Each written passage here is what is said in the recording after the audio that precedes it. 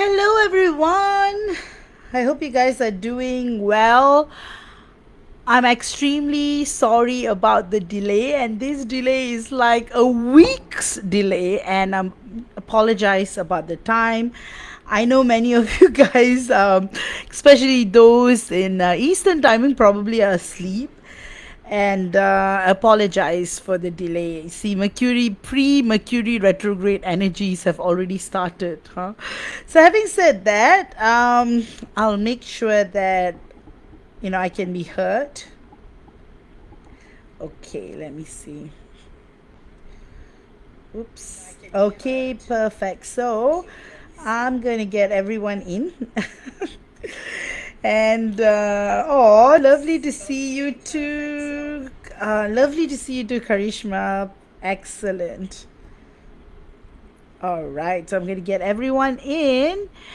And well, the energies lately have been very, very strong, especially after the post 1010 portal, and with everything that has been going on energetically with the 2210 portal as well. These two major portals this month has been soul shifting, and many of you guys have been telling me that you have been going through intense spiritual experiences, especially with your twin flame journey. Many of you guys are noticing a lot of changes, subtle to intense, 5D meetings to 11D meetings. It's just been amazingly insane in so many ways. Many of you guys have also said that your divine counterpart has messaged you guys in the 3D after years of no contact.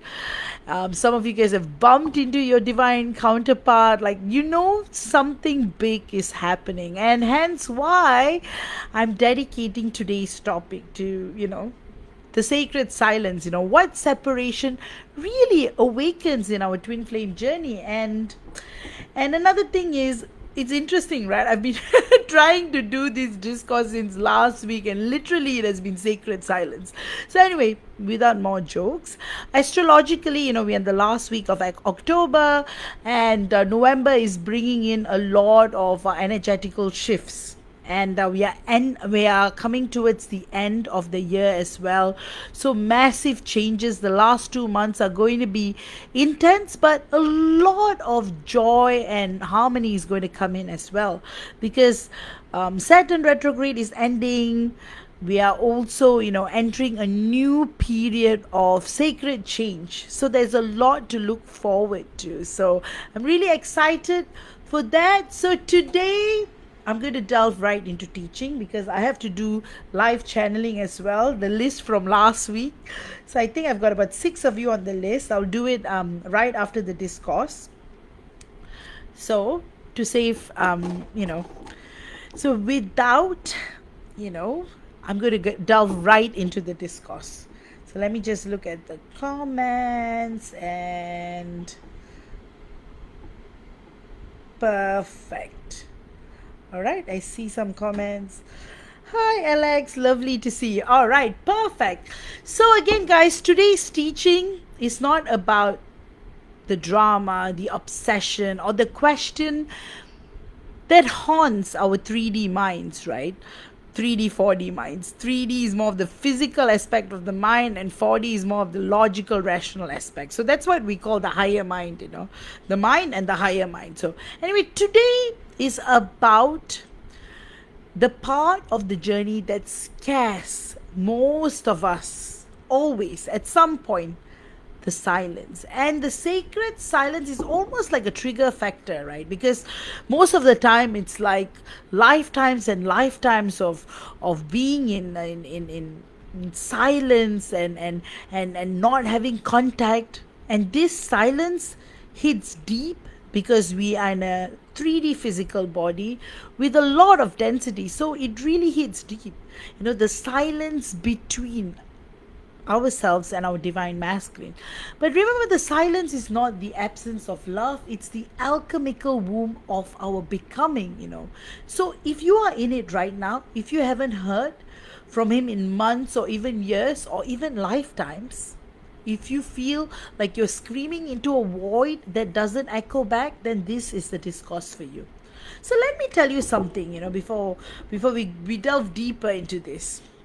You know, I've talked about the category of twin flames, where our divine masculines go into earth first, and then because he hasn't come back home in a long time, we decide to go look for our DM. Did you know, at many times, like a distress signal, again, case to case basis, sometimes a distress signal is sent from our divine masculine. So in other words, even in that limited awareness, even being brutally tortured by the not so good energies, our divine masculine is able to send us a distress signal. Often the distress signal is sent much earlier, but because of the uh, di- time difference between planet Earth and our home star systems, by the time we get the signal, it's like many light years later, which means many lifetimes had passed. So when we actually go see our divine masculine, it could be 1,000 lifetimes, it could be 10,000 lifetimes, it could be 1,000,000 lifetimes. But it just shows that sometimes, even in that silence, there is communication. Even when we were worlds apart, there was always a distress signal being called. So that's why, guys, silence is not rejection, it's actually sacred initiation. The first and deepest lie you must unravel is this: that our divine masculine's silence does not mean he doesn't care, that his distance does not mean that we are not enough, that the love is gone. But the truth is, the silence is not rejection, it is actually initiation, right? When our divine masculine retreats, something sacred is happening behind the veil, not in his ego, but in his soul. So, that's the reason why, guys, today's discourse is all about going deep and deep and deep into talking about what this silence is. And in every twin flame journey, we reach a point where words no longer work. The conversations dry up, messages go unanswered. So now we're anchoring it back to the 3D, right? Where calls are left hanging in space, where that one message you sent him in like 2023, happy birthday, no message received. Or you've just trying. You see, for the divine masculine, sometimes the silence feels safer because he feels closer in the silence, because the 3D is what scares him the most. The pain of facing what is happening, the pain of what's going on, the pain of every aspect of facing us, right? It feels like the soul that once mirrored every breath of yours suddenly vanishes behind a wall of silence. But this silence, this painful, deafening stillness, is not punishment. It is an initiation, because in the sacred architecture of the twin flame journey, silence is not the end of communication. It's the beginning of higher communication, one that bypasses language, bypasses logic, and goes straight to the soul. It is the soul's way of saying, now it is time to awaken what cannot be spoken. And when our divine masculine retreats, when the conversations that once felt infinite collapse into nothingness, the ego screams, I have been abandoned, literally. But the higher truth whispers, we are being purified. And that silence is not a void of love, it is the womb of rebirth. It is where illusion dies so truth can be born. So, what is the first lesson of silence, right? What is the deconstruction of illusion? When communication ceases, what collapses first is not the connection, but the illusion of control. For many of us divine feminine, silence awakens the shadow of fear, fear of rejection, fear of loss, fear that love has been withdrawn. But in the sacred design of twin flames, the silence is strategically placed to strip away the false self that tries to hold, cling, and control.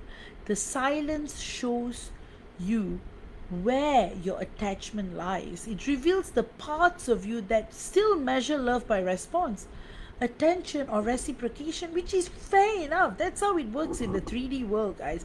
Really, if this wasn't a twin flame relationship, if this wasn't a relationship with our divine masculine, I'll be the first one giving you guys a solid advice saying that you should run when you can. But sadly, running doesn't work in a twin flame connection, does it? So that's why it begins the great deconstruction. Can we still feel love when we are not being loved back in the way our mind expects? And this mind expectation comes from years and years and years of conditioning. Our beloved, our Instagram friends who are constantly showing, oh, what an amazing relationship they have with their spouses, divine or not, who knows? And whether they are really in love with their spouse or not, who knows? Half the time, no, 90% of the time, what's on social media is often a false reflection of their real life, because people want to post their best, people want to post their holiday, people want to only see. When we go on a holiday, there's going to be good moments, bad moments, exciting moments, terrible moments, but is everything captured in social media? None at all. Only the best pictures. After taking 2,000 photographs, that one photograph, that's what is being shared. What about the 1,999 photos, where our face is like that or like this? So you see, that is what the mind is conditioned.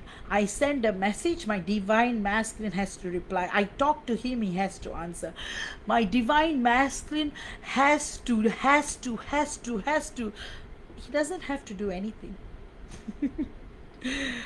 He doesn't have to do anything if he doesn't want to do anything. And that is the silence that, as divine feminines, we are totally afraid of. That silence that comes after he says, I will never, ever, ever, ever talk to you again. Or a silence that just comes even without saying those words. The silence that comes after he blocks us, like on a social media. See, divine masculines are weird. They only block you in like one avenue. A lot of my clients tell me this. They will block them on Facebook, but they will keep them open on WhatsApp. They will block them on Instagram, but Facebook. But you see, it's not their blocking or them saying, I'll never, ever, ever, ever speak to you again, or saying, I'm not interested, or rejecting us. It's the silence that is deafening, because our mind has so much expectations. Just because you're in full communication and because you're with your DM all the time, if you're not in stable union and you're an unstable union, it's misery. In stable union, things are different, right? So this is the first test of sacred maturity, because love in the monadic twin flame field, it's not transactional, it's frequency based. It flows when we are in coherence, not when we are in contact. The silence then becomes a mirror showing us our own energetic dependency. The question shifts from why isn't he speaking to me, to what parts of me stopped believing in love when he isn't there or isn't speaking. That shift from external blame to internal reflection is the first alchemy of awakening. And guys, it does hurt. Silence is hurtful, especially when we are one soul split to two. That one half is always going to, and vice versa. It's like there's nothing we can do about the history of our connection, right? Even if our divine see, if any other guy were to reject us and say, I'm not going to talk to you, or runs away literally, otherwise, literally running away, or tells you that he hates you, he doesn't like you, that blah, blah, blah, he's not interested, we would never turn back and look at that person again. But unfortunately, in a twin flame connection, it is what it is, right? The greatest pain is when we reject ourselves, and that's exactly what our divine masculine shows us. how much self-hatred we have for ourselves, how much we hate ourselves. So that's when we start loving ourselves, when we start living our life with or without our divine masculine, everything changes and he comes back, right? But having said that, what the silence is teaching each one of us, that is crucial. For divine feminines, silence teaches us sovereignty. We learn that our worth is not dependent on being chosen. Our love does not require confirmation to be valid. We learn to channel our pain into purpose, our longing into creation, and our heartbreak into devotion to God. On a monadic divine feminine twin flame journey, we're always going back to God because there's no other way, right? When we no longer reach out in desperation, something extraordinary happens. Our energy begins to recalibrate. We stop transmitting need and we start emanating power, As divine feminines, we become like a self-sustaining sun, no longer orbiting around our divine masculine's attention, but standing in our radiance, and that radiance becomes the very light that guides him home. See, there's a difference between having a photograph of him in your work desk versus having a photograph with him in your work desk in separation and still looking at him and smiling, thinking like he's there, that he was never not there to begin with. All right? That radiance becomes the very light that guides our divine masculine home. The silence that teaches us to become the frequency he can recognize, not the echo of his fear. For the divine masculine, silence teaches him accountability. The accountability that most divine masculines lack all the time, irresponsibly. So the silence teaches our divine masculines accountability. It strips him of distraction and noise until he can hear the echo of his own being. At first, he may run, suppress or numb the pain of separation, but eventually the silence becomes unbearable because it reflects the emptiness within him that no one else can feel. It is through the silence that he begins to realize no matter who he dates, what he achieves, or how far he goes, there's still a void that only one vibration fills. Ours. So the silence becomes his mirror too, right? Forcing him to face the consequence of disconnection from his beloved divine feminine. That's why this awakens our divine masculines. This longing awakens in him, to return, not out of guilt or loneliness, but because his own wholeness demands it. Thus, the silence teaches both ourselves, both of us, that the different aspects of the same lessons. We learn that love cannot be lost. Our divine masculine learns that love cannot be replaced. So, the alchemical void, ego, death, and soul rebirth.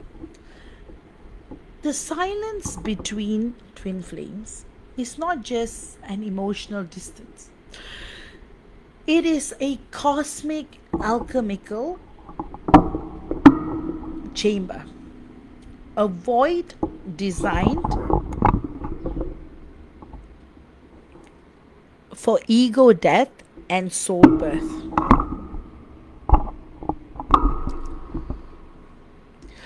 In ancient mystery schools, initiates were placed in complete darkness. It's a huge thing that happens. Initiates are placed in total darkness and silence for days to dissolve their old identity. I literally had a family friend of ours, I was about, I think 7 or 8. He was saying that he just returned from a silent retreat. And that was like, he was in his room by himself in one of the ashrams in India, I think, from what I can recall. And it was just silence. I think it was like 11 days or 21 days.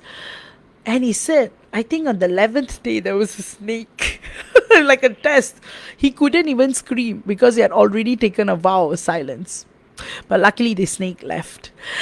But what I'm saying is, this is an ancient practice, and it's still practiced in many schools. But what they experience, firsthand, I was talking to our family friend, it's like, hey, uncle, what did you go through? It's like panic, fear, disorientation. Because you see, when you're not able to talk, and this was like what, when I was 8, this was like 25, 26 years ago. We didn't have social media then. I think nowadays it's very difficult for people to go on a silent retreat, because how can one not look at their phone, right? But back then it was probably one of those phones, but Nokia phones, which had like the snake game, so phones were only used to SMS and call, right? And roaming was very, very expensive back in the day, so impossible, right? So anyway, phones were not allowed even then. So he was saying, pain, fear, disorientation. And this is exactly what we go through in separation. And I only realized it when I was going through my own separation with my beloved Divine Masculine, right? The silence triggers the collapse of the 3D self. The ego, which was built around being seen, validated, and desired.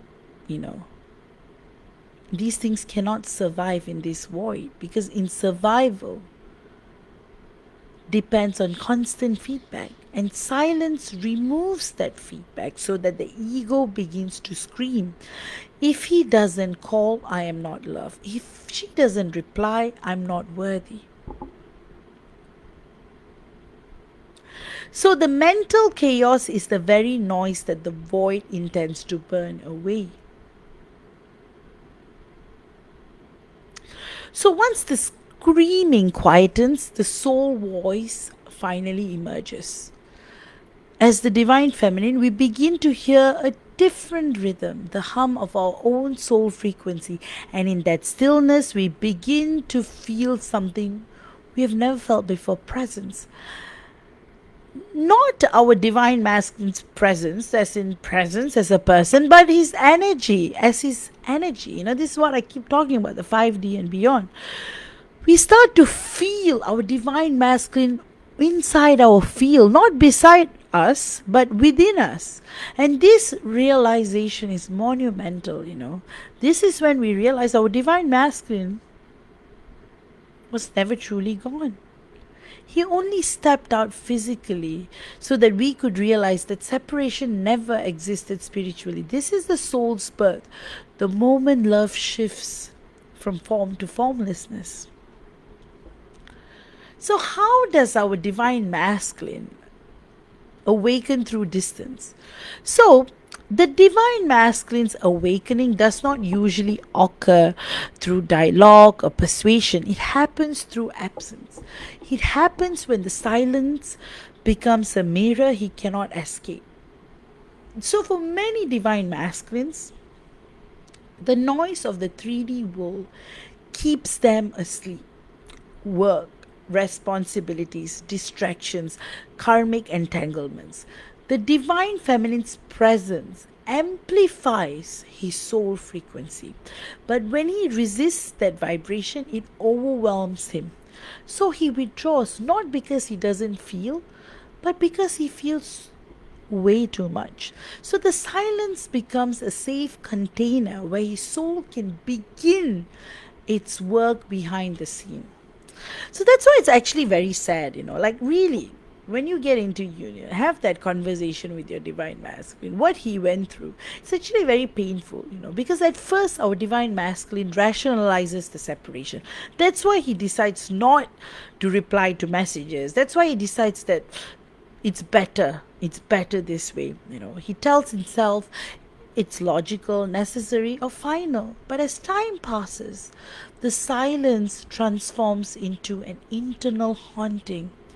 Every familiar routine begins to lose meaning. His achievements feel hollow. And our feminine energy, once overwhelming, now becomes the only thing that feels real. So, this is when his true awakening begins.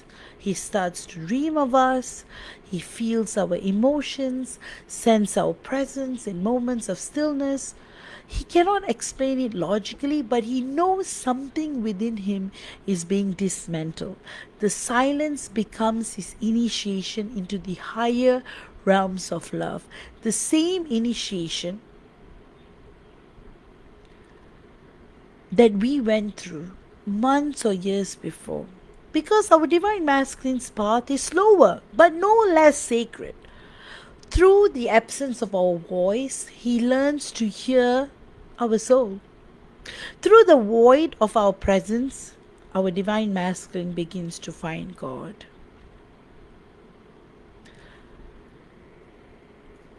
That's why silence is the womb of rebirth. If you look at the energy mechanics of this stage, silence functions exactly like a cosmic womb. Everything dies in it, everything is reborn. In the 3D, the feminine may interpret the silence as rejection, but in the 5D, silence is a gestation period. Something unseen is forming, a higher template of union that cannot yet be born in the density of the ego. The soul uses silence to rewire our energetic codes. It forces both of us to detach from the old vibrational match. The version of us that met our divine masculine cannot be the one that unites with him. You got to get that in. Because the thing is, we both must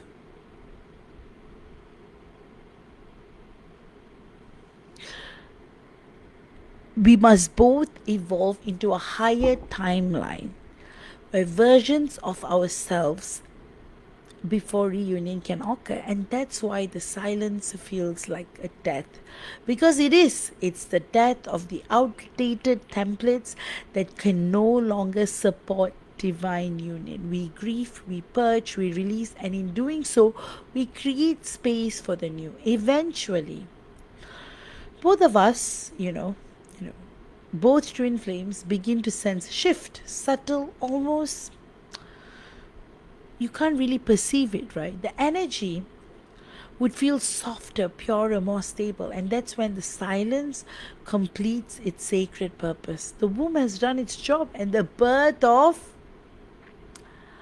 higher union begins. The psychological reversal from abandonment to empowerment. At the human level, silence activates the primal wound of abandonment. The wound is ancient, rooted in childhood, and often reinforced by past life memory. It whispers, if they are gone, I'm not safe, right? If my divine masculine is gone, I'm not safe. If he's gone, I'm not safe. If he's gone, I'm not safe. It hurts, it breaks. The journey through silence, therefore, is also a journey through the subconscious. It teaches us emotional self regulation, the ability to hold ourselves through the storm without collapsing.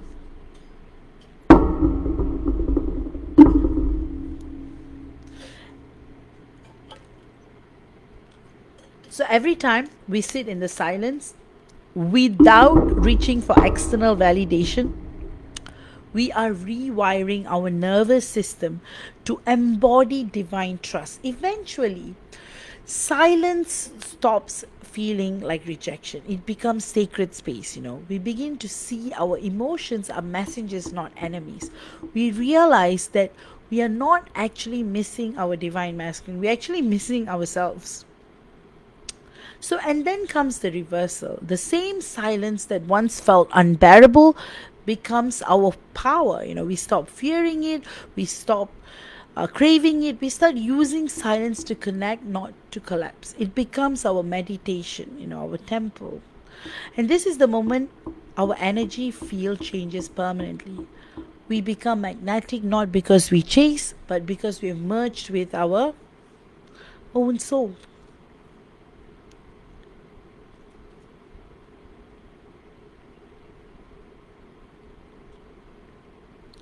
So there comes a point in the journey where you're just like thinking, what are the energetics of this divine communication in silence? In higher planes, silence is not the absence of communication. It is actually the purest form. When words fall away, telepathic communication becomes stronger. Dreams intensify, synchronicities multiply. We begin to receive energy transmissions directly through the heart. What seems like no contact in 3D is actually hyper contact in 5D. The energetic field between us becomes the primary channel. When the divine feminine reaches neutrality, she becomes a transmitter of peace instead of panic. Our calm signals to his subconscious that it's safe to return, and the divine masculine to feel inexplicable comfort again. And this magnetically pulls him back towards our vibration. And this is why chasing or begging breaks the field.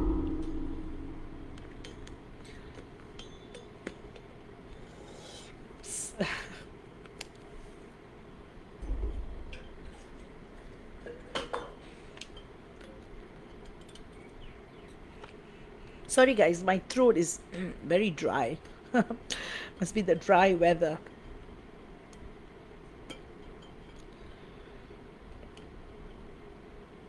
So that's why, as divine feminines, it's very important, right? That neutrality really, really shows that we can move from panic to peace, and our calm does signal our divine masculine subconscious greatly. So that's why the divine masculine begins to feel comfort again, and this is why he comes back.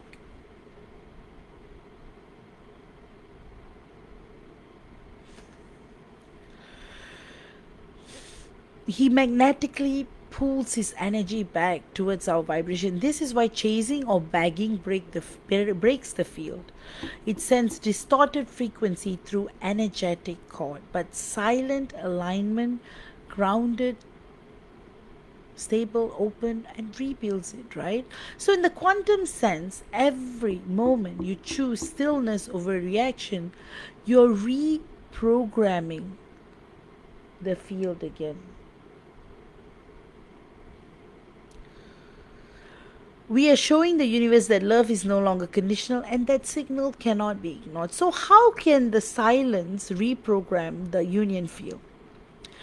So the silence operates like a sacred recalibration mechanism. And then here's how it works energetically. Disconnection of the old circuit, right? The moment physical contact breaks, the energetic cords that carry karmic charge begin to dissolve. This allows trapped energy, resentment, fear, attachment to surface for clearing. Number 2 is the neutralization phase. Both twin flames go through the oscillation between longing and resistance, and our nervous systems adjust to new frequencies, and this is the period of dreams, telepathy, emotional volatility. And then the rebalancing of polarity. As the divine feminine, we want to embody stability and structure, and our divine masculine begins to awaken the feeling of empathy and feeling. So that's when the polarity rebalances. So this creates the silence, allows the soul field to re-anchor at a higher dimension, right? And this is when both twin flames begin to vibrate closer to their true divine blueprint. So when both energies align in coherence, the universe orchestrates a physical reunion through random synchronicities.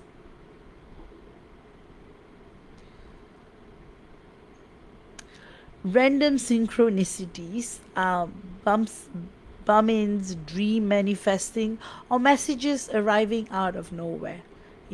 So literally, like, again, I don't want to use the word manifestation, but the dreams coming true.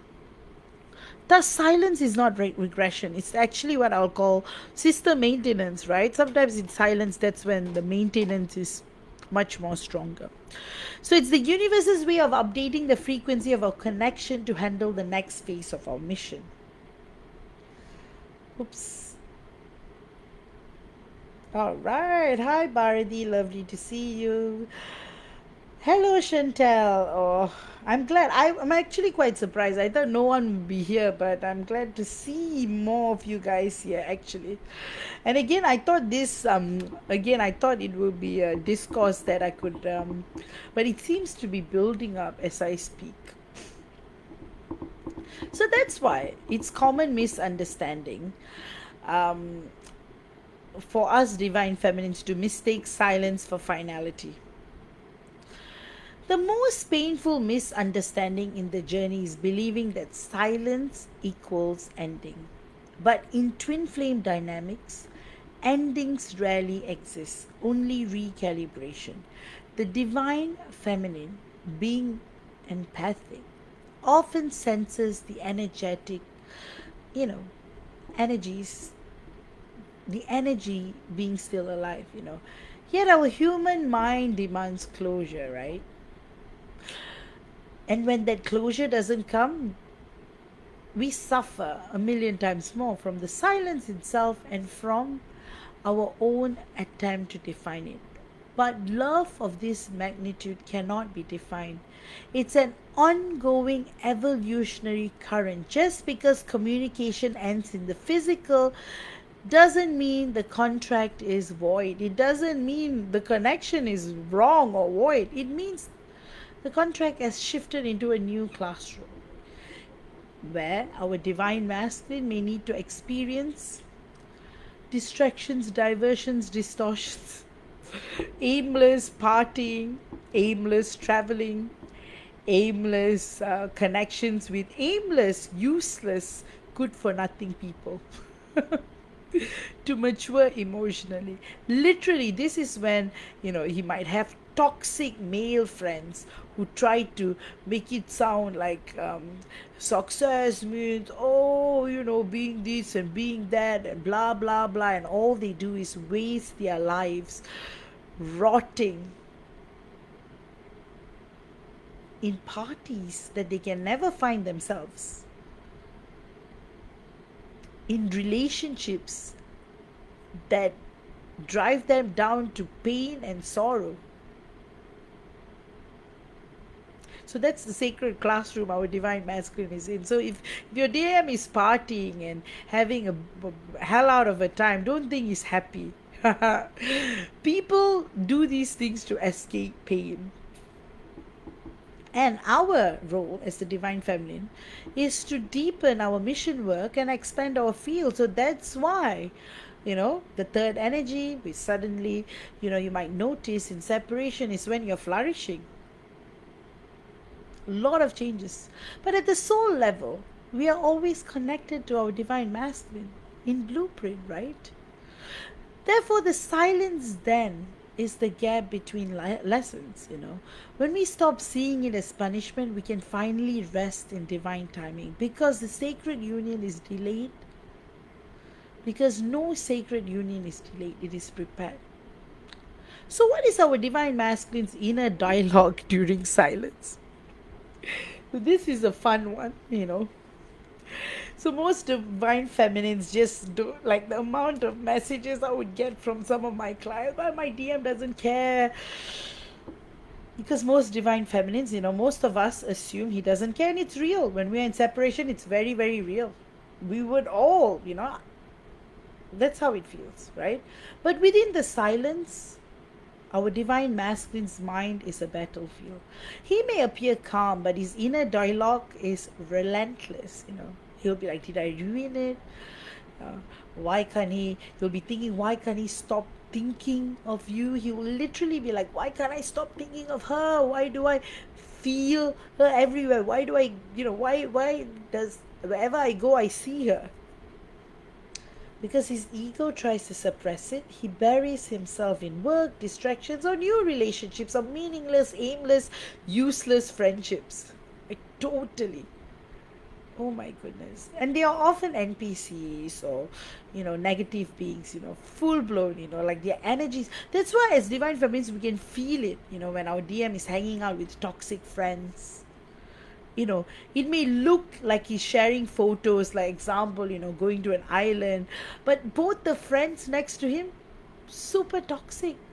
He may think that he's singing songs in a boat and having a hell of a time. And of course, as a wounded feminine, you look at those photos or look at those videos, you will be like, he's having a ball of a time.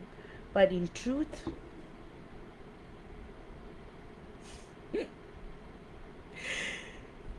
the soul keeps whispering louder.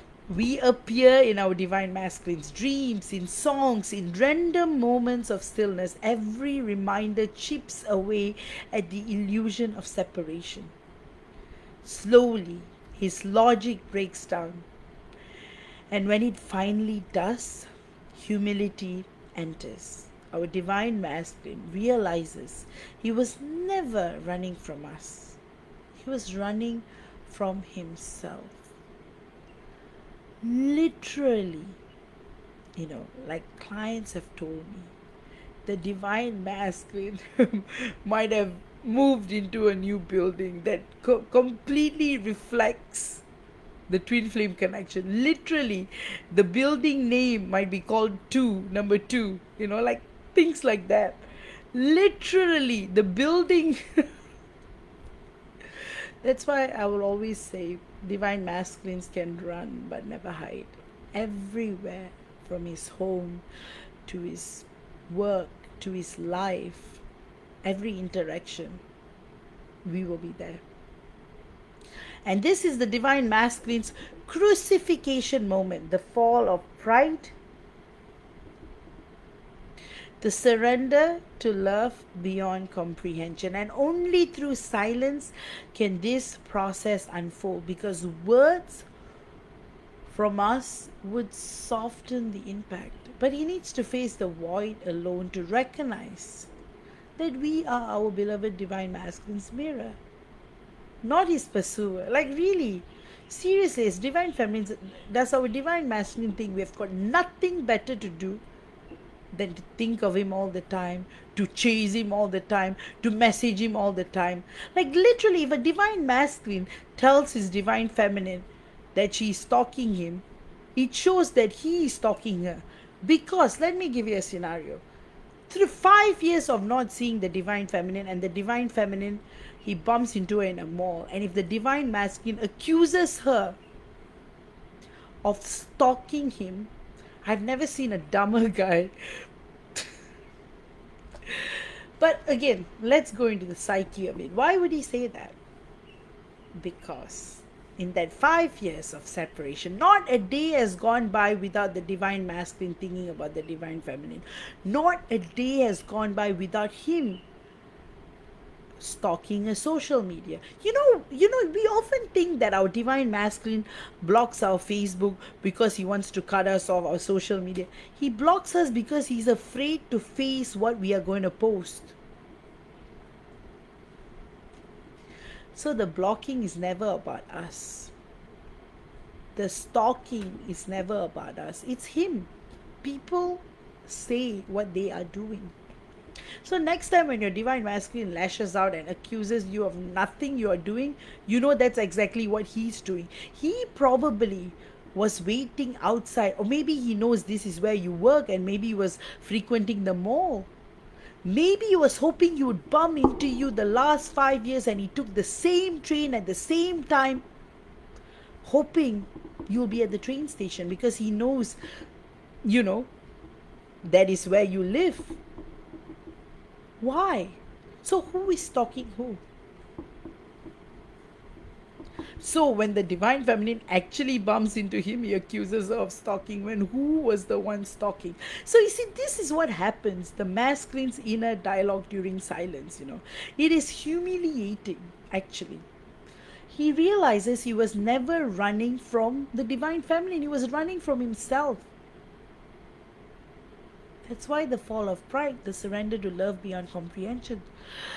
Only through silence can this process unfold, because words from us would soften the impact, right? But however, like I said, I'm going to emphasize on this. Our divine masculine needs to face the void alone to recognize that we are not the chaser. So, what happens to us? Again, I don't have to talk about this because we already know, right? Because 99% of my audience are fellow divine feminine, so I don't have to talk about this. You already know. But again, for the sake of talking, I will. So, for the divine feminines, silence transforms us from seeker to seer. Initially, we chase closure, but as we sit in the void, we discover something extraordinary. Our gifts begin to awaken. Our intuition sharpens, our channel opens, we begin to hear guidance directly from our higher self, directly from God. We start living in alignment with our purpose, building, creating, developing. We take a profound interest in our work. It goes into humanitarianism. Any line of work we are in, it will be connected to spiritual ascension. And ironically, the more we surrender to the connection, the stronger it becomes, right? And this is not coincidence. When we stop focusing on our beloved divine masculine, we reclaim our full energy signature. The wholeness radiates out into the universe and calls him back magnetically. In truth, the silence is our initiation into ourselves, right? It is how we move from emotional attachment to energetic mastery. We become the anchor, the temple, the empowered divine feminine, and it is that stillness that transforms our divine masculine. That's why silence is a great equalizer before separation. Most twin flame pairs operate on energetic imbalance, the unstable union that I'm talking about. The feminine often leads spiritually while the masculine leads materially, but silence equalizes the playing field. In absence, we are both forced to cultivate what we have lacked. We learn structure, our divine masculine learns surrender. We embody inner logic, he opens to emotion. Eventually, we meet again not as halves but as wholes. This equalization is vital because the third energy, the unified field, can only form when polarity is balanced. Without silence, that equalization cannot occur. Therefore, what looks like a break is actually balance restoration. The spiritual mechanics of the void. Metaphysically, the silence is a frequency collapse, a neutral 0 point field where both our energies stop oscillating chaotically and begins to stabilize. In this state, past karmic loops dissolve, useless friends leave the country, emotional timelines merge, unconscious projections return to sender for healing. It is an energetic detox chamber, right? The universe's way of cleaning the connection. That's why communication often restarts after a long period of nothingness. The field has cleared enough static to transmit love again. The void may feel lifeless, but underneath, quantum restructuring is occurring. Every time we cry, meditate, or surrender, particles in the shared soul field rearrange to reflect our new vibration. And this is why staying present and non-reactive during silence is so powerful, because we're actively shaping our reunion timeline without saying a word. So this is when our divine masculine returns. Why silence precedes contact. Eventually, after the ego has burned away, the divine masculine feels an unexplainable pull towards his beloved divine feminine us, right? It's not logic, not guilt, not obligation, it's resonance. Our divine masculine might not try to resist it, but the universe orchestrates coincidences. He suddenly sees our name, our face, our number. Something triggers a memory so strong it bypasses fear. He realizes that no one else carries that frequency, and for the first time, the silence feels heavier than his pride. And that's when he reaches out, not from need but from remembrance. And when this happens, we must stay grounded. Because reunion after silence is not conversation, it's an energetic event. And trust me, guys, no matter how much we try to prepare ourselves, we are never prepared.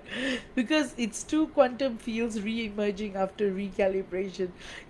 Our calm, loving neutrality will determine how stable the next phase becomes. So that's why silence is not merely endured, it can be practical, right? To embrace silence consciously means to use it as a daily spiritual discipline.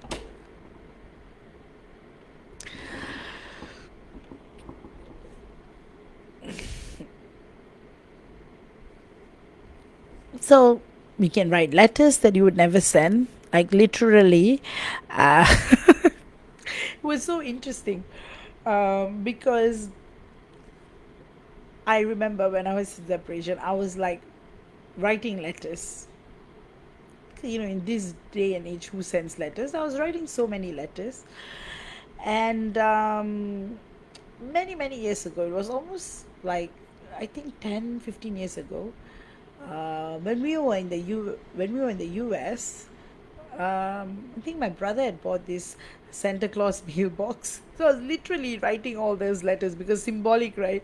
The letter goes to North Pole.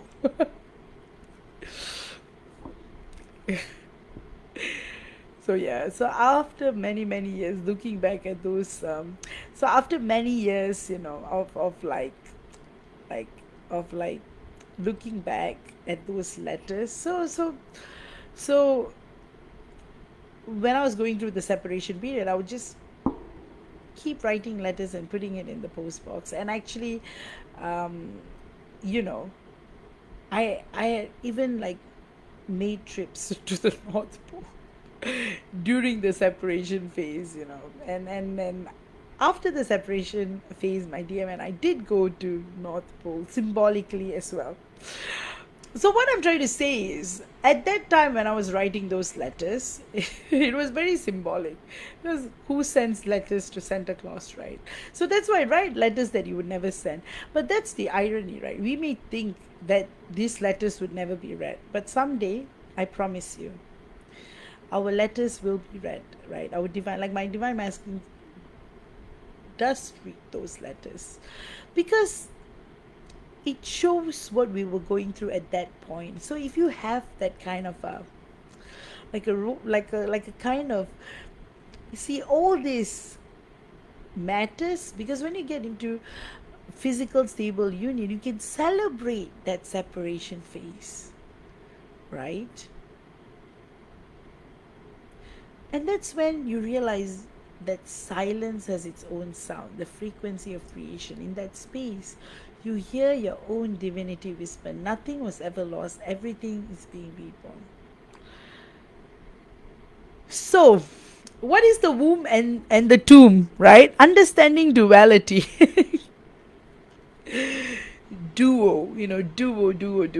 Duality. I really love the word duality, duo. Like, some people literally name their children like duality. No, maybe not. Like, I mean, people name like condominiums, with like duo, like there are places like that, right? But anyway, many ancient mystics understood that death and rebirth are the same door, viewed from two sides. So for twin flames, silence functions as both. It is the tomb of the ego and the womb of the soul. At first, the divine feminine experiences it as death, burial. We feel we have been entombed in uncertainty, no light, no sound, no reassurance. Every heartbeat echoes with the question: Is this really love? Is this really real? Are we really in a twin flame connection? Is he really my divine masculine? We moan, not just him, but the version of ourselves that once believed love meant continuous contact. The silence becomes, you know, a symbol of our old identity, the rescuer, the chaser, the pleaser. And yet, beneath the grief, something luminous stirs. Inside the same darkness, we begin to feel life quicken, the womb of the new self forming. Every tear becomes an amniotic fluid for rebirth. Every sleepless night carves open a deeper intimacy with our divine masculine, right? So when we finally emerge from the tomb, we carry not dependency but frequency. We have become a walking like temple, able to love without losing ourselves, able to hold the union without demanding it. Likewise, for our beloved divine masculine, the silence that felt like freedom eventually becomes confinement. Really, I tell you, divine masculines, oh boy, the external material world, oh boy, they love having fun, hey? And it may feel like freedom, but it's actually confinement, because he thought he escaped pressure. Instead, he encounters his own emptiness. The tomb of silence forces our divine masculine to confront every false foundation, ego, pride, control, and he realizes that what died was not love but illusion. And from these ashes, the man who was sleeping within, the boy, awakens, right? So, what is the inner alchemy during silence for us divine feminines, right? Like I said, the breakdown, the emotional collapse, nights of crying, spiritual rage, frustration, questioning God. This is the dismantling of the lower heart. And then the descent, we dive into shadow work, facing abandonment, comparison, jealousy, and the ache of waiting. Our body purges ancestral grief. Our nervous system rewires to hold greater light. And then the resurrection comes in. Creativity awakens. We start channeling life, exploration, art, writing, teaching, anything, that love that once sought him now flows through our mission. And then the embodiment, we no longer seek telepathic signs for reassurance. Instead, this is when we tell our divine masculine no in the 5D. Instead, we become the sign. Our field itself radiates union consciousness. By the end of the alchemy, we are no longer vibrating at the frequency of waiting. We vibrate at the frequency of arrival. And because energy precedes form, the masculine eventually feels it and follows. So what happens to the masculine's hidden work in the shadows, right? When, as the divine feminine, our transformation becomes visible, our divine masculine's metamorphosis is internal, invisible, often occurring beneath layers of denial. He doesn't post spiritual quotes or perform shadow work publicly. Absolutely not. His process happens in the cracks of solitude, in sleepless nights, even sleep paralysis, restless drives, or long showers. Memories flood his mind. During this time, he revisits old wounds, his fear of failure, his guilt, his unworthiness, his inability to express emotion. He begins to see how he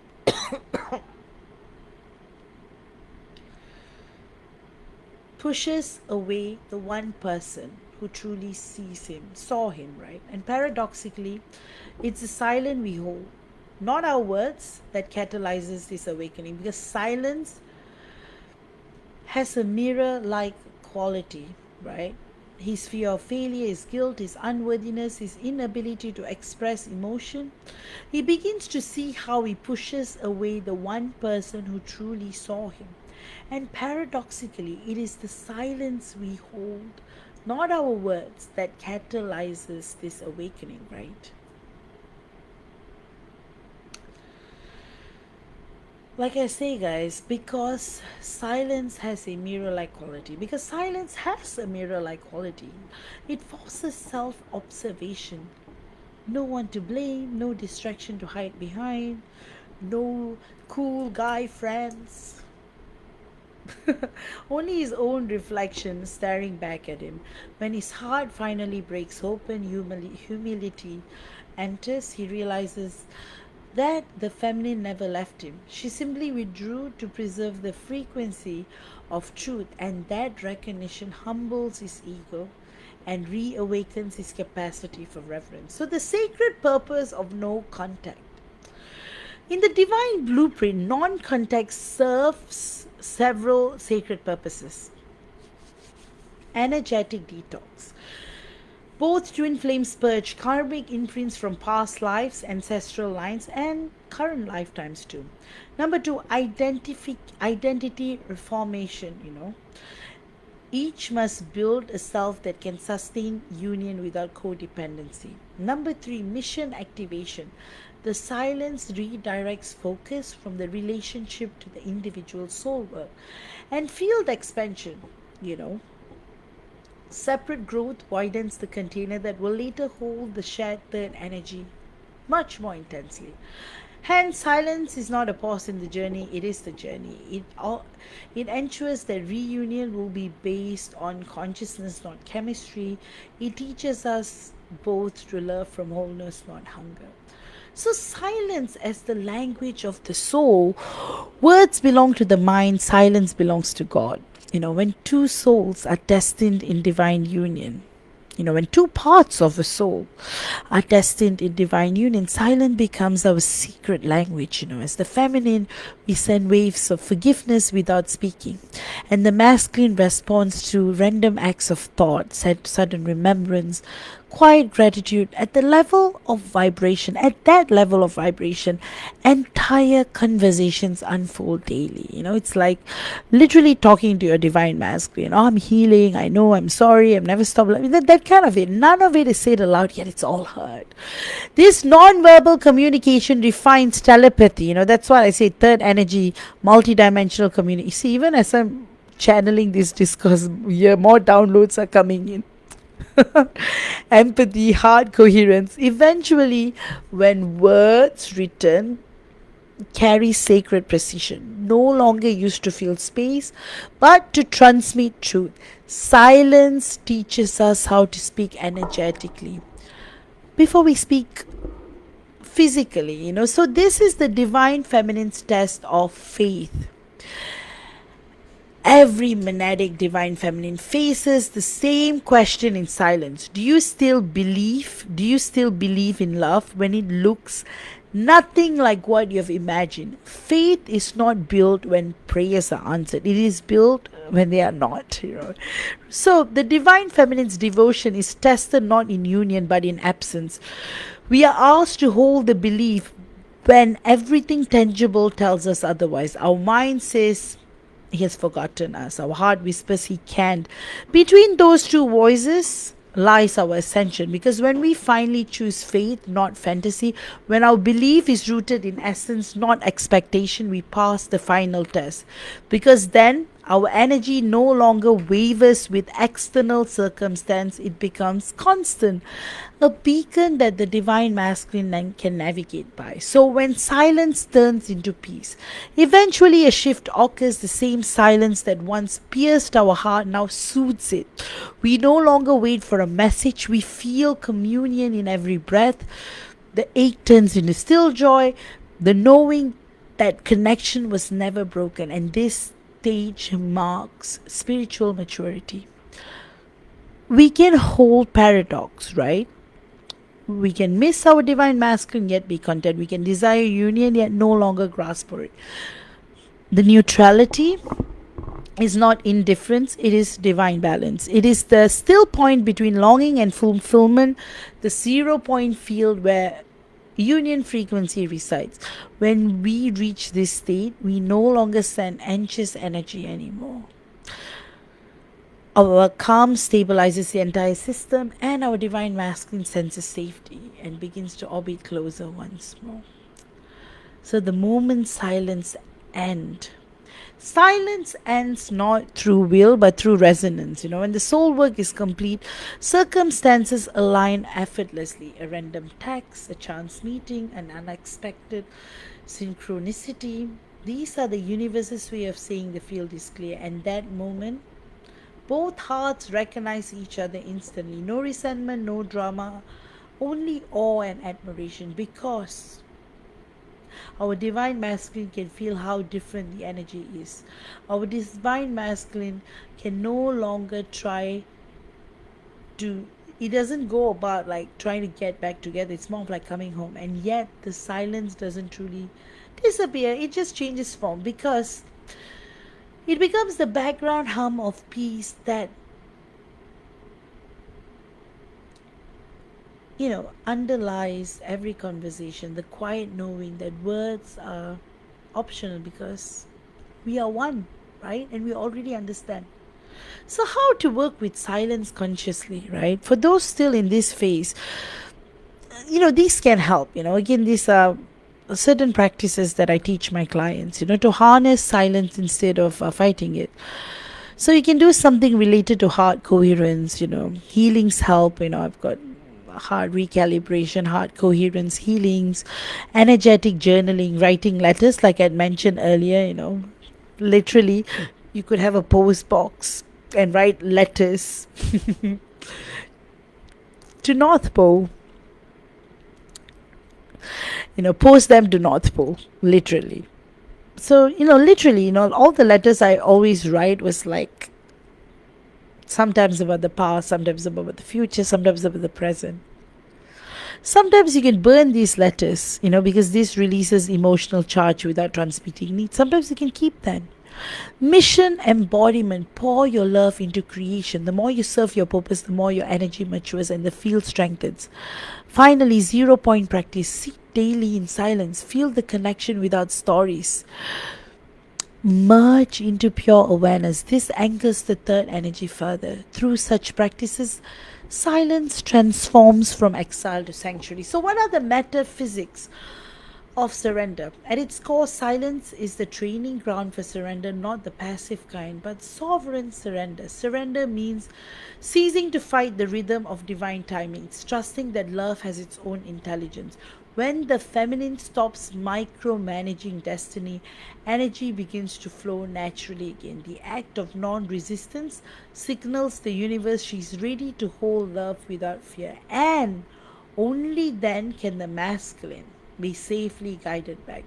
Surrender is not silence, it's surrender. It's not silence's byproduct, it is the fruit.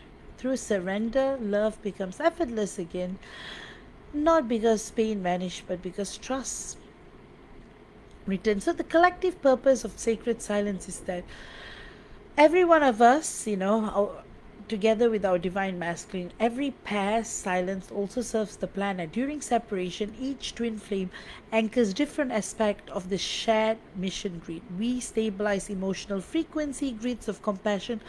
Our divine masculine rebuilds the masculine grids of responsibility and presence. Together, though apart, we recalibrate collective templates of relationship and spiritual maturity. Thus, our silence is not wasted time, it's service. We are literally recoding what love means on earth. So, what is beyond like reunion, right? Every physical reunion, silence becomes sacred. It becomes our secret weapon against chaos, the space we return to when words would wound. Silence teaches us to listen with the hearts before the mouth moves. So, in long term sacred partnership, silence turns into prayer. Morning stillness together before communion, shared Glances replace paragraphs. This is the harvest of the initiation, the ability to communicate essence without noise. What once felt like the enemy becomes the foundation because silence builds the temple and love fills it. So, this is the realization moment for divine feminines. At the end of the journey through silence, as divine feminines, we understand one truth that changes anything, everything. Our divine masculine never left us. He was living inside us the entire time. Every fear we faced, every wound we healed was part of his healing. To every moment we chose faith over despair, transmitted light into the field. The separation was never separation. It was synchronized evolution, guys, because we realized that the love we were waiting for is the same love that emanates through our eyes, because we become the embodiment of the very union we longed for, right? So, what is the masculine's awakening to reverence? When communication eventually returns, the divine masculine approaches differently. He speaks not to dominate, but to honor. He feels awe not because we waited, but because we grew, we evolved. He recognizes us as the mirror of God that called him back from his own darkness. His tone softens, his gaze deepens. The words "I'm sorry" comes from the soul, not guilt. That's why that apology, is a sign of stable union. So in that moment, silence has fulfilled its purpose. It transformed our divine masculine from man to divine masculine, because he sees now that our silence was never rejection, it was sanctuary. That we are holding the door open for our soul all along, right? So that's why treat silence as the eternal teacher, even beyond twin flame dynamics. Silence remains the ultimate teacher. It is where all human stories end and divine truth begins. Within silence, love ceases to be emotion, it becomes existence. So, for every twin flame on this path, the invitation is the same: to stop fearing the quiet and start listening to it. Because silence is when God whispers, I separated you only so you can learn that you were never apart. So the gift is in the stillness, guys. So as I'm concluding this discourse, the sacred silence is the greatest paradox of the twin flame journey. It feels like absence but delivers presence. It breaks the heart only to reveal its infinity. It dismantles illusion so that unconditional love can finally stand naked, unprovable, yet undeniable. It is the bridge between two parts of a soul becoming one frequency, not through touch, but through truth. So when you sit in silence and still feel communion, when you can love without being a response, when you can trust the unseen more than the visible, you have entered the holy of holies, your own soul. And this is where union begins. And this is where the divine masculine, our beloved divine masculine, always finds his way back. And that is where silence ceases to be silence. It becomes God speaking through stillness. So, guys, that's why it's a long discourse. Again, I was hoping to, make it shorter, but it is what it is. All right, so let me start from the previous list. Last week,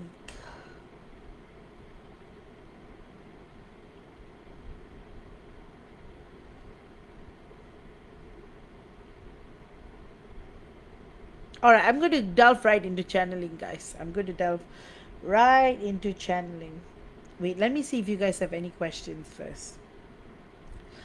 The whole purpose of life is to see your live comments.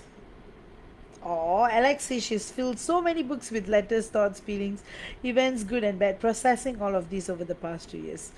And you burn them all. I have one shoebox left. It is a symbolic release, 100%. Truly, guys, it's up to you whether you want to keep it or burn it. But burning it, amazing. It's like you're like literally sending it, you're like sending the letter through fire. All right, with that, I'll delve right into channeling.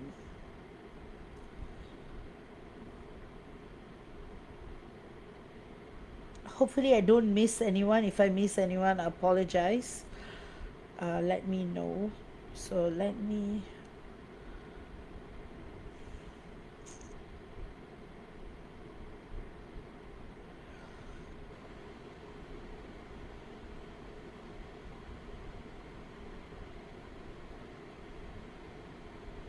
All right, Jordan.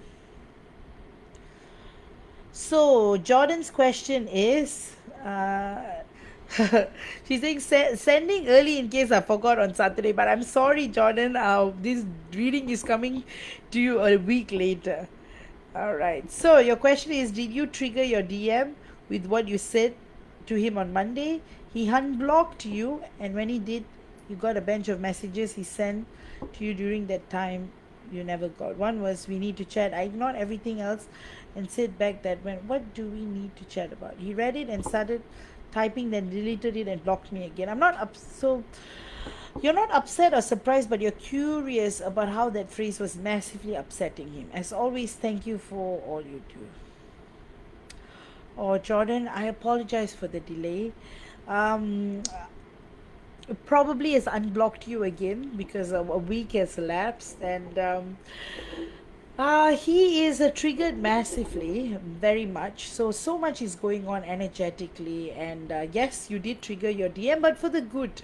You had both triggered each other because so much is going on, and it's like words just can't explain what you're both going through. And that's why, he really wanted to open conversation, but yet he was afraid that he was going to do something to sabotage it.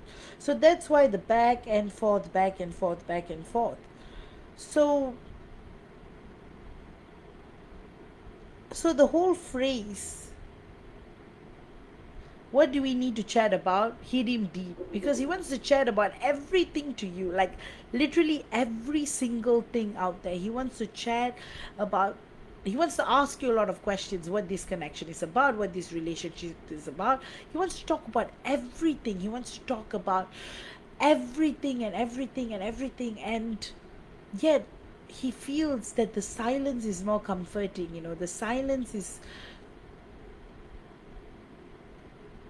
somehow creating this whole new pathway of communication multidimensionally.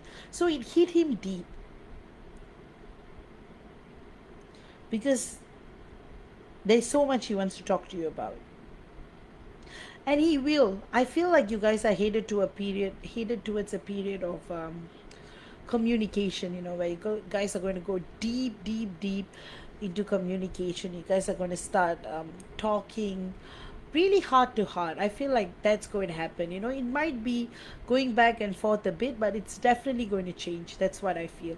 Like, I feel like deep down, this is like the period of like total change that is going to take place in the journey itself. So, oops, undo. So the messages that I'm getting from your DM is that he's just afraid that he will hurt you, or he's not able to think of another separation. So he thinks that somehow he's protecting you by staying silent. But at the same time, he knows that he needs to take accountability and talk to you about what he's truly feeling. So he says that the day is coming soon. With that, I hope you have enjoyed this channeling. Next up, I have got Rachel. So Rachel says, "Hi Vaish, since I saw the picture of the kid Scary didn't tell me about, you have cut communication with him since last week. Does he know that that's the reason, that's the reason why you locked him off? And how has he been since that? And how is he in 3D life?" Well, he definitely knows that his lack of integrity is the reason why you have cut him off. And this time it's real. You have like, you're not going to accept any explanations, and he's in a lot of fear right now, fear about the relationship, fear about the future, to the point that he just wants to give up. He feels like hell. He hates himself so much. He's dealing with so much pain and negativity, and you cutting him off has been more than symbolic. It has been like the punishment that you have given him, and he says that he accepts the punishment wholeheartedly. It's just that he couldn't bring himself to talk to you about a lot of things, and that has always been a huge thing, because he always feels that he needs to protect you with information. But he says that it's wrong, because integrity supersedes protection, and he could have always told you the truth. But something about you triggers him, something about you makes him fearful of you. He wants to be with you, yet he says you will never be enough and that's insecurity that he's dealing with. It's like he just hates himself so much, and because of that he feels like he's giving up on everything, because that pain of not talking to you or being with you just breaks him so much. So he says that he's trying and he's hoping and he's wishing things will change, that someday you will understand him and you will understand his point of view, and someday things will change for the better. So with that, Rachel, your guides want you to just know what you're doing is good, because the boundaries are good, because it helps him awaken even deeper. So with that, things are headed in the right direction. His 3D life is totally collapsing because he has a lot of guilt and fear about his behavior. So that's what's going on, Rachel. So he knows that you feel a lot of pain and disappointment, and a lot of, it's more of why he didn't tell you. That is the crux of the matter. But for him, he's just exaggerating everything. With that, your DM says that he hopes you'll forgive him. And with that, I hope you have enjoyed this channeling. Next up, I have got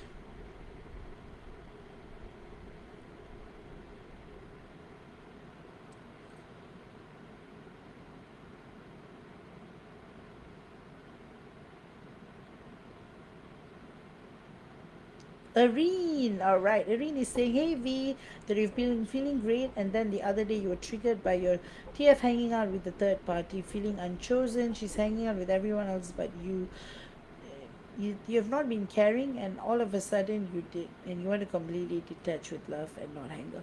So again, Irene, what you're going through is completely normal. This is the stabilizing period, so you'll be fluctuating between detachment and attachment. So that's what's happening. So in a way, your twin flame is acting as a huge trigger in releasing all the last bits that is not able to help you to fully surrender. So there's a lot of pain and grief, because everything that she's doing it from the perspective of she's not conscious of what she's doing.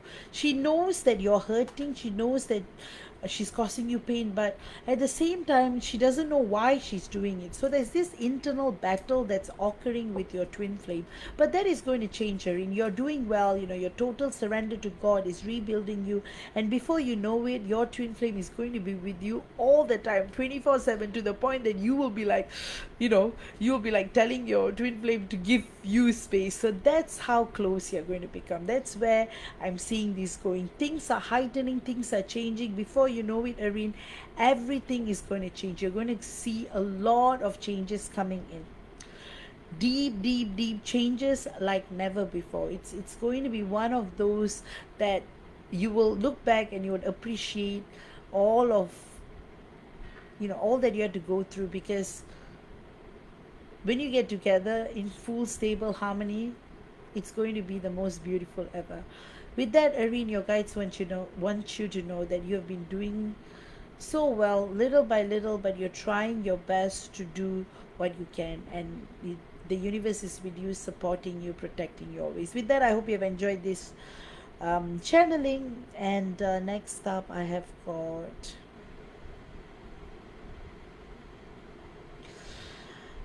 Monica. Monica's question is, "Hello dear Vaish, thank you so much for your beautiful energy. Your question is, how do you hold this when the gap between 5D and 3D experience of your relationship with your twin is so huge? This surrender is a process for you, and you would love to hear an energy check between you and your divine counterpart, right?" All right, the 5D and the 3D is really interesting. It's all about triangulation, right? Because the 5D can be very, it can cause a huge distance between the 3D. But the thing is, everything is happening for a big reason, because it's very difficult to hold this, because the surrender in itself can be very complex, to each their own. And because so much is happening with you and in your divine masculine, the 3D, the constant, seeing each other, and then what is going on in the 5D, sometimes it's like can this person be like that in 5D, so there's that constant questioning between what is what. So I feel like that's what you're navigating through. And so energetically, your combined energy fields actually look very, very promising. Internally, there is a lot of I'm seeing a lot of yellow and blue, which shows that you guys want to communicate through inner balance and inner power. So this conversation is going to be very raw, but at the same time very beautiful, because I see red as well. So that indicates passion, truth, accountability, and stability. So I feel like that's where you're headed towards. You're headed towards the merging of the 3D and 5D through triangulation. So in other words, what's going on is that your divine masculine, the messages that I'm getting from your divine masculine is that he wants you to know that this is a period of deep integration that you're both going through, and that he feels this great disconnect with his 3D self. But however, saying this, recognition of the disconnect is what's rebuilding the connection between him and his 3D self. And that's why he feels like energetically things are headed in the right direction and things are changing. And he says that he thanks you for your patience and for waiting for you throughout this period. And it takes a lot. So it takes a lot for you to actually tolerate him. And deep down he feels like he's the luckiest man alive to have you. So with that, Monica, what is happening is the fields are just going through this divine transformation, where you're both going to communicate with sincerity, love, and joy like never before. And your guides want you to know that you are on the right track, and everything is coming in the most divine, beautiful way possible. So the energies are in what we call blossom mode. They are blossoming for the better. So with that, I hope you have enjoyed this channeling. Next time I've got Goodney. Your question is, how is your DM doing? No contact. Why has he not published the first song he had sent you on Spotify? Has your health issues lately been affected by the frequency so that you're not holding the union field? And how is it? No, Gutney, actually quite the contrary. This is actually a major transition period. So again, your energies are recalibrating. That's why the health issues look like it's affecting your frequency, but actually both of you are going through a period of not stagnancy per se, but recalibration. That's why he hasn't produced any music yet. He hasn't posted on Spotify. um and another reason why I hadn't posted the love song that he had sent you in the summer is because it's too precious. He wants to just keep it between the both of you, and that's what's going on. But the union field is still there intact. In fact, it's more intense than ever. So the whole, that silence and that fluctuations is a sign that the recalibration is at its all-time high right now, Goodney. The messages that I'm getting from your DM is that he feels so much now. He really, really, really wants to come in and see you again, embrace you, love you again. And he says that it's been way, way too long. He's yearning for you, he's craving for you, and he just wants to be with you, in totality, always and always. And deep down, he's just ready to take this on to the next level, to the next journey. And he just feels that it's all happening. It's all happening truly, deeply, profoundly. And this is what's giving that huge transformation that you're both are headed towards. So Goodney, really, this is a period where you may feel like things look a bit stagnant, but quite the contrary. In a few more weeks, especially as we are approaching the 1111 portal, everything is going to transform in the deepest way. With that, I hope you have enjoyed this channeling. And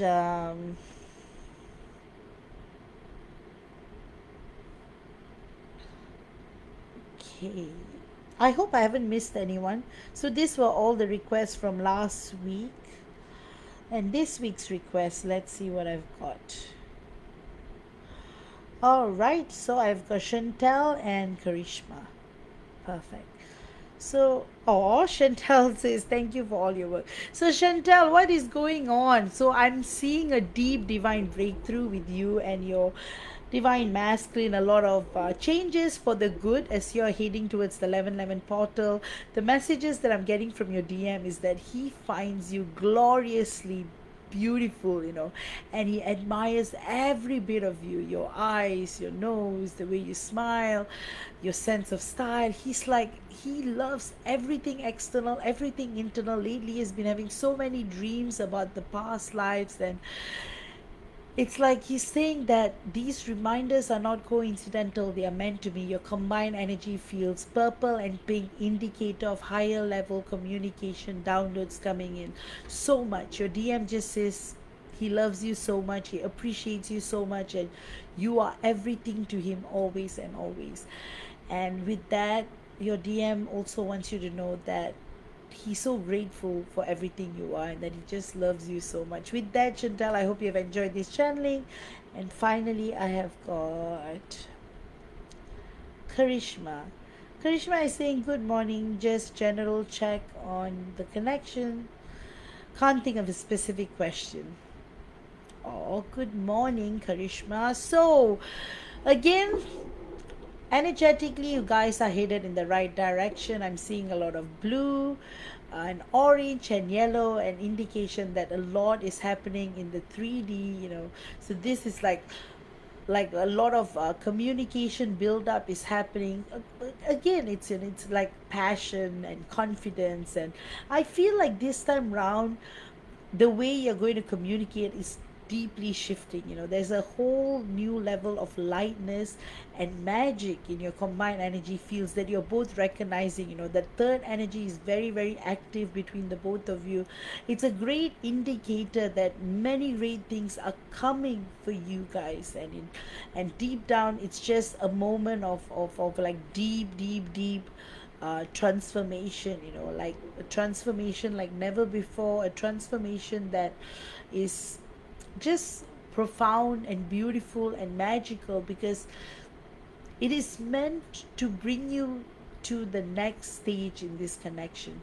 So the messages from your DM are that he says that he may be slow, but he's grateful for your patience, because now he's going to be much more efficient and quicker, and he's going to be more direct and wholesome, and his heart is going to be filled with what he has always wanted to tell you. So everything that he has been holding back is going to come to you like flowers, softly, powerfully, graciously, and with a lot of love and care.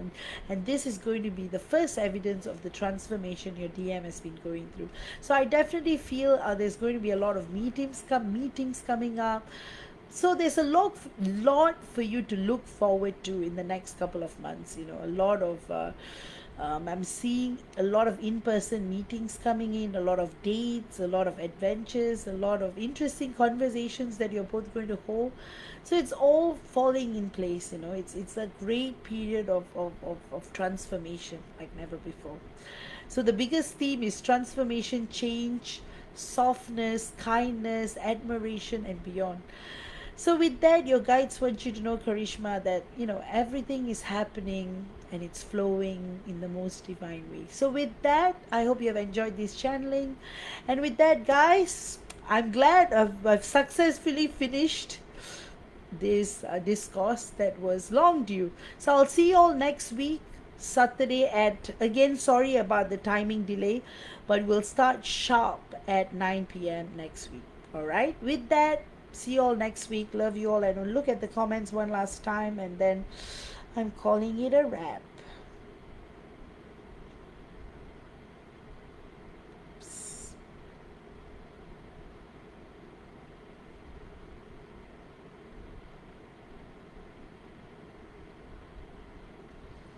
All right, you're most welcome. Good morning, Martha. Perfect, guys. I'll see you all next week. Take care. Love you all, and bye bye. And have a great weekend, and wish you all the best.